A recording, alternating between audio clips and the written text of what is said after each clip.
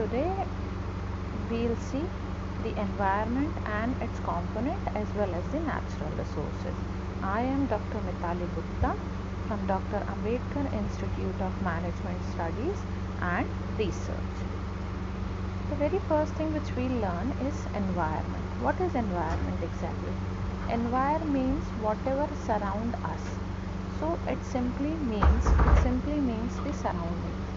The definition goes like this: the sum of the total of the elements, factors and conditions in the surroundings which may have an impact on the development, action or survival of an organism or group of organisms.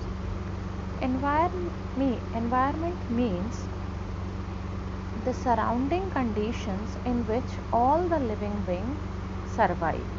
Basically, environment includes all the living and non-living things.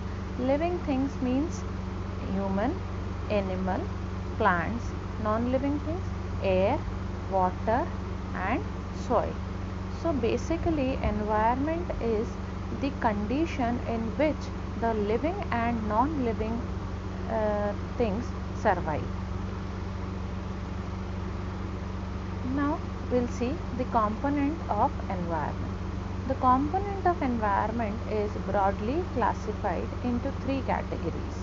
The first is physical environment. It is also known as abiotic component of environment. Abiotic component is further divided into four parts: atmosphere, hydrosphere, lithosphere and biosphere. The next part of component is biological, that is biotic component of environment, which is further divided into producer, consumer and decomposers. The third part of the component is the cultural component or the man-made component of the environment, which includes the social environment as well as the environment. In the next slides we will see the detailed component of the environment. Physical component. What are the physical component? Physical component, area near the surface of the earth is called as physical environment. It is divided into the four geosphere: the lithosphere, hydrosphere, biosphere and atmosphere. Physical component is basically made up of lithosphere, hydrosphere, biosphere and atmosphere. Lithosphere. What is lithosphere? Lithosphere is the soil present on the earth, or whatever solid part of the earth is lithosphere. Lithosphere refers to the solid rocky crust that covers the entire earth. It is divided into the different categories of rocks, like first is metamorphic rocks, igneous rock and sedimentary rock. Metamorphic rock. Metamorphic are formed by heat or pressure.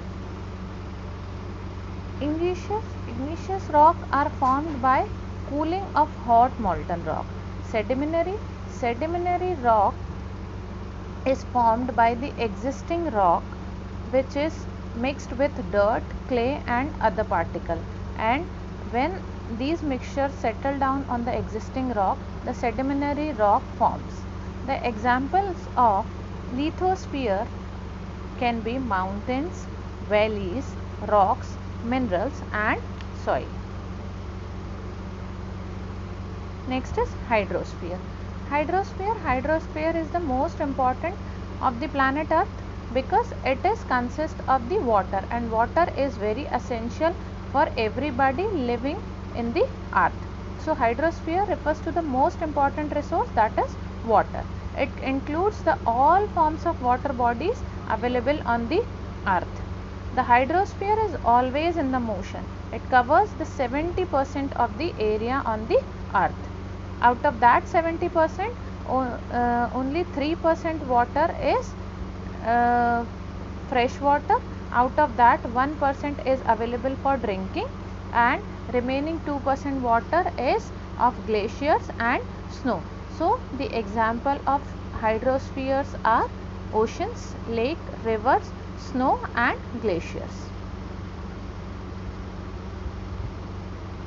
Next is atmosphere. Atmosphere refers to the air around us. Whatever air we feel, that comes under the atmosphere. So atmosphere refers to the air that surround the earth. So atmosphere is always in motion, as you can say that the component of gas is always changing, the constantly changing. Atmosphere consists of different layers.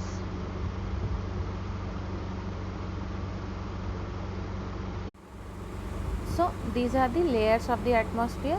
The very bottom layer is called as the troposphere. Troposphere is the layer where the weather happens. This is the warmest layers of the atmosphere.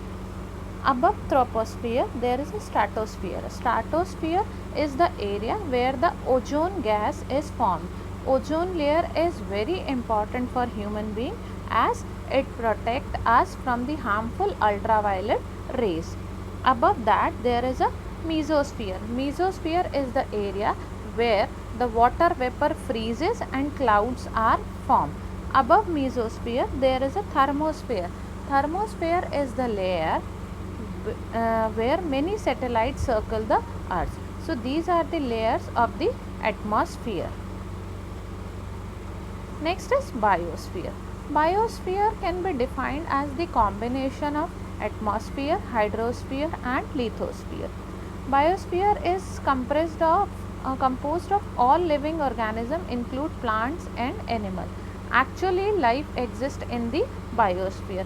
In the biosphere, all the living things survive with the help of non-living things, or the abiotic component survive with the help of abiotic component. It is a narrow zone of the earth where land, water and air interact with each other to support the life of the human being, plants and the animals. Next component is the biological component. We have seen the physical component of the environment, which included lithosphere, biosphere, hydrosphere and atmosphere. Now in the next segment we will see the biological component of the environment. Biological component of the environment are the living organisms. Living organisms such as plants, animals, bacteria, human being, all are considered as the biological component of the environment or the biotic component of the environment. It can be broadly classified into producer, consumer and decomposers. Producers. First is producers. Producers are those who make their own food with the help of water, air and sunlight. So for example, green plants are the producers. They make their own food with the help of chlorophyll and photosynthesis. So trees and bushes are the example of producers. The next biotic component is consumer. Consumer is a living thing that eats or consume other living things to get their food energy, because they cannot prepare their own food. They always depends on producer for their food. Examples of consumers are deer, whales, elephant, cows, horses, etc.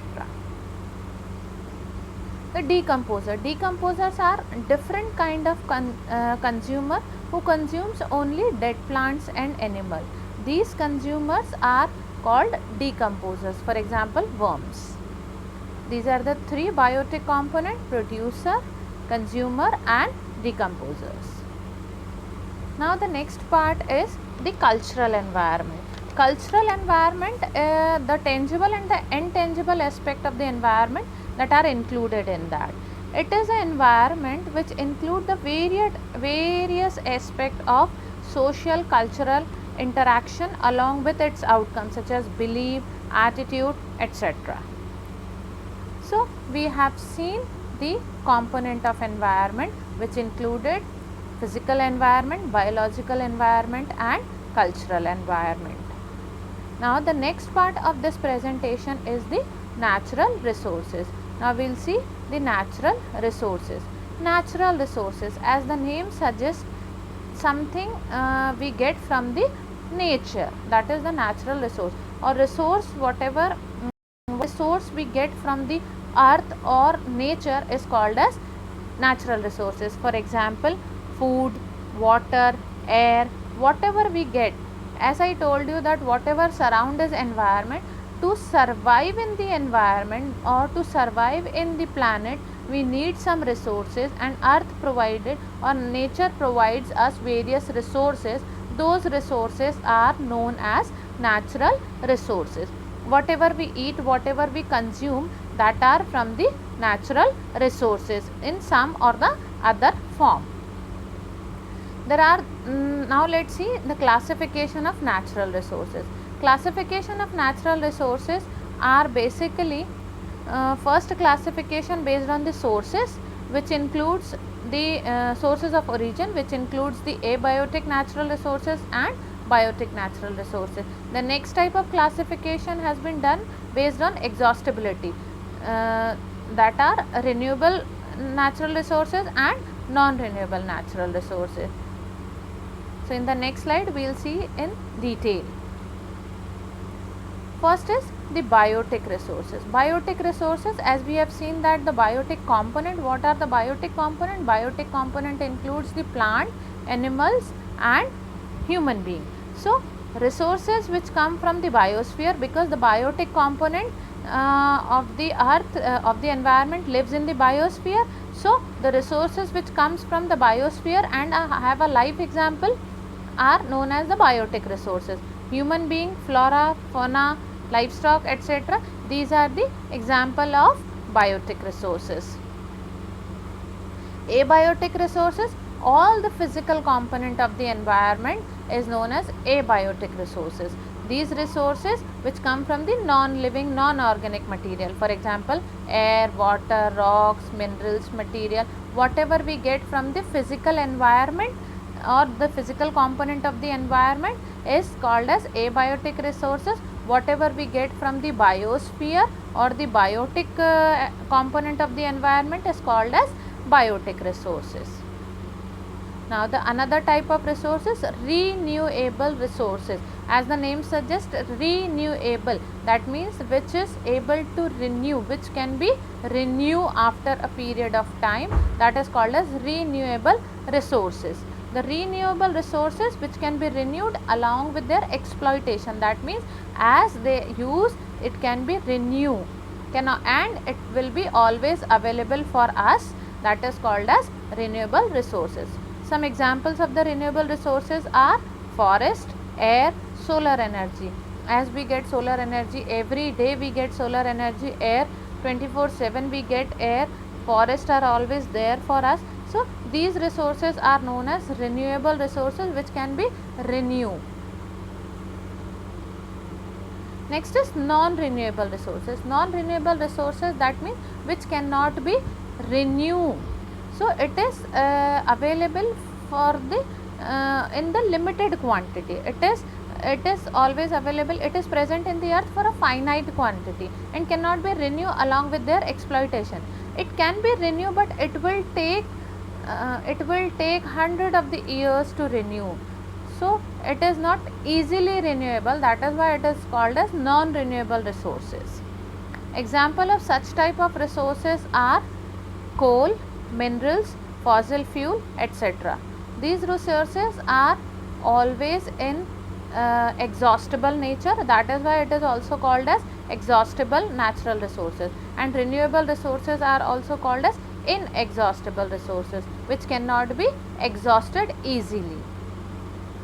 So as I told you that natural resources are in limited quantity, it is in a finite quantity, so we should always take care of the natural resources because it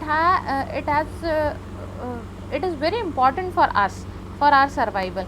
As we can see that the importance of the natural resources are very important. Natural resources play significant part in our life. The resources not only add to our life, but they serve the game of the progress. That means we cannot even imagine our life without the natural resources.